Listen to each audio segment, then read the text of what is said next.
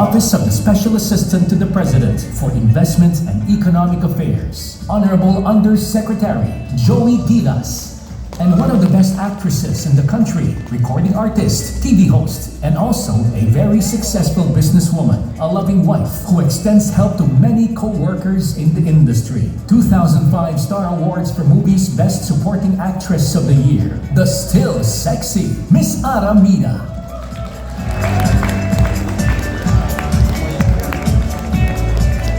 Yes, hello! Magandang gabi po sa inyong lahat. Naku, maraming salamat una sa lahat. PNPC Star Awards para po sa pag-imbita sa amin bilang maging host ngayong gabi nito.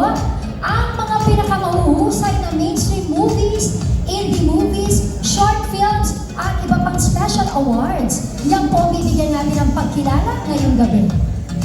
Tama ka, Gladys, no? Isang mainit na pagbati sa lahat ng nandito ngayon sa Winford Hotel, Manila. At sa mga nanonood online man yan o sa kanilang telebisyon.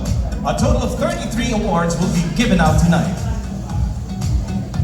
Well, are you ready to find out who our PMCC voting members chose to be tonight's big winners? Yes. Aside from technical awards, we are also giving away Lifetime Achievement Awards, two pillars of the industry.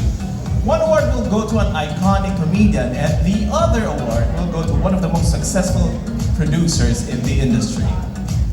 Magandang gabi sa inyong lahat. Isang gabing tunay namang magniningning ang inyong matutunghayan ngayon. Stars will shine and the best movies will also shine bright tonight. Truly exciting, Joey. Talk about shining. We've got to give these ladies a big round of applause. My co-hosts are both shining. Both are very beautiful.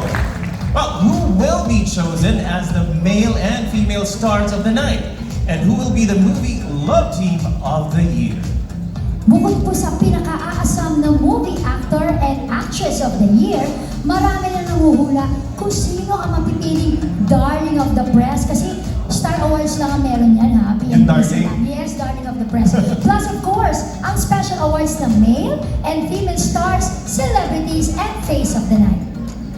Speaking of face of the night, just a reminder sa lahat ng magpo-post ng selfie at picture sa kanya-kanyang social media pages, use our official hashtag 39PMPC Star Award for movies. Sa mahigpit ang labanan, mapateknikal o mapaaktingan man, napakaraming obra maestra ang nagawa kaya dapat lamang bigyan ng parangal ang mga totoong nangingibabaw sa lahat. At narito pa rin ang PMPC Star Awards for movies para gawin ito. And tonight we honor the best of Philippine movies. So friends, ladies and gentlemen, we all welcome you to the 39th 39 PMPC